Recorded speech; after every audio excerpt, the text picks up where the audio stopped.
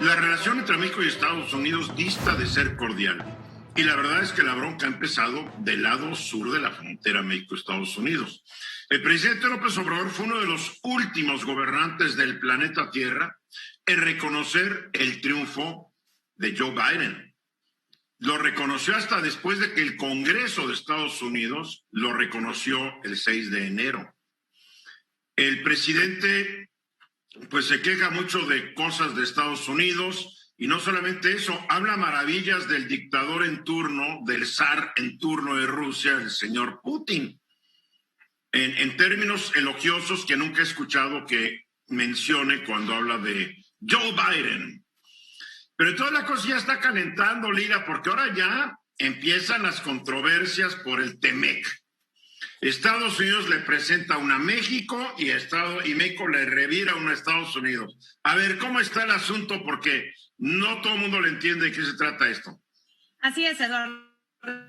Lo hemos cubierto aquí en tu espacio en semanas pasadas y meses pasados, que yo decía que venían quejas en el tema de derechos laborales de este nuevo capítulo 23, que marca nuevas disposiciones para los derechos laborales de los trabajadores en plantas en México. Y entonces esta semana la central obrera más grande de Estados Unidos, que tiene la mayor cantidad de afiliados, que es el AFL-CIO, que es un sindicato que apoya a los demócratas, apoyó a la candidatura de Joe Biden cuando estaba como candidato en esta elección presidencial pasada, pues presentó una primera denuncia en contra de una planta de autopartes en Matamoros, Tamaulipas, porque no se está respetando los derechos laborales de democracia sindical, las elecciones para que los trabajadores puedan elegir a qué sindicato los va a representar. Y ya lleva un problema esta planta tremenda que es de Tridonex. Es una empresa que está basada en Matamoros, pero que tiene sede en Filadelfia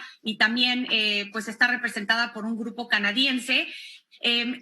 Los trabajadores por parte de este sindicato de Estados Unidos dicen que pues no han podido afiliarse a un sindicato que han querido pues formar parte en los últimos 2 años y le exigen a México pues respetar y cumplir con las nuevas disposiciones laborales en el Tratado de Libre Comercio. Pero a la par, el gobierno de Estados Unidos, por medio de su representante comercial, Katherine Tai, también presentó otra demanda en contra de la planta de General Motors en Silao, Guanajuato, por la misma razón. No es contra la de Saltillo, creo que es contra la de Saltillo, ¿no? No, es en Silao, Guanajuato, y se presentó también por una cuestión de una elección de donde no pudieron pues elegir al sindicato que querían.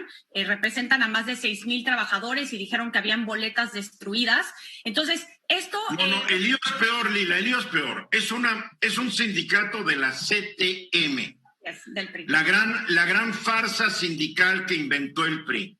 Entonces los trabajadores fueron a votar, pero la única opción era de que dijeran si estaban de acuerdo con el sindicato. No había otra opción. Y después las boletas se las llevaron a las oficinas de la CTM. Se perdió, o sea, un cochinero. No tuvieron libertad sindical, no pudieron hacer campaña sindical los que quisieran ser líderes del sindicato. O sea, una vergüenza, y hay que decirlo. General Motors dice, pues nosotros no sabíamos. Sí, y también algo muy interesante es que el presidente Andrés Manuel López Obrador reconoció que hubo una elección fraudulenta en esta planta de General Motors y que está pues apoyando la moción por parte del gobierno de Estados Unidos de condenar esta violación de los derechos laborales. La pregunta es si no se había enterado antes el presidente, antes de que Estados Unidos presentara la queja. La pregunta es, ¿para qué está la secretaria, ¿cómo se llama? ¿La de los pelitos chinitos? María Alcalde. A ver, ¿para qué está ella en la Secretaría de Trabajo si no se entera y se tiene que enterar por parte de la representante comercial de Estados Unidos? Así es, y han habido muchas quejas, ya hay un hotline que es una línea directa donde los trabajadores pueden presentar sus denuncias, y lo más interesante es que se va a implementar por primera vez, Eduardo, el panel de respuesta rápida. Cuando se presenta una denuncia en contra del gobierno mexicano, las autoridades mexicanas tienen 45 días para desahogar esa demanda y 10 días para llegar a un acuerdo. Si no llegan a un acuerdo, entonces entran estos paneles de respuesta rápida que están compuestos por 3 integrantes, uno mexicano, uno estadounidense y uno neutro, en donde si realmente se encuentran violaciones de derechos laborales, no solamente se le puede implementar aranceles a esa planta, sino que también se le puede pues hacer otro tipo de consecuencias que incluso podrían frenar la exportación de esas autopartes o de lo que representa esa planta. Correcto, le dicen no entra a Estados Unidos por más General Motors que sea, ¿eh? Así es. Y en esa planta de General Motors, de hecho, producen 1/3 de las camionetas que hace General Motors en un año. Entonces, sí representa un porcentaje alto de la producción de General Motors. Y creo que es interesante que como contraataque, el gobierno mexicano mandó una carta al secretario de Trabajo, a Martin Walsh, por medio del embajador Moctezuma, que es el embajador de México en Washington, diciendo también, quejándose de violaciones de derechos laborales en la industria agrícola y en el empaque de proteínas en Estados Unidos. Es una denuncia muy diferente a la que presenta el gobierno de Estados Unidos, porque le mencionan en la carta que es un tema de cooperación que abre con Estados Unidos, pero aquí vemos cómo se empiezan a complicar el tema comercial con las nuevas disposiciones del TEMEC, y también nada más decir que también pueden surgir temas con el capítulo ambiental. Ah, claro, y con el capítulo energético ya están surgiendo, digo, por favor, Félix. El tema de lo que tú mencionas de la planta General Motors en Coahuila es que resulta que General Motors iba a abrir una planta en Estados Unidos para producción de vehículos eléctricos que se decidió mejor abrir en Coahuila. Y entonces ya se quejó el sindicato de Estados Unidos de que esos trabajos que se iban a dar para Estados Unidos se mandaron a México y ellos ni siquiera tuvieron oportunidad de presentar un plan ni nada. Y entonces se están quejando, se quejaron con el gobierno de Estados Unidos diciendo, oye... A ver, un sindicato no tiene por qué, no, la empresa no tiene por qué preguntarle al sindicato.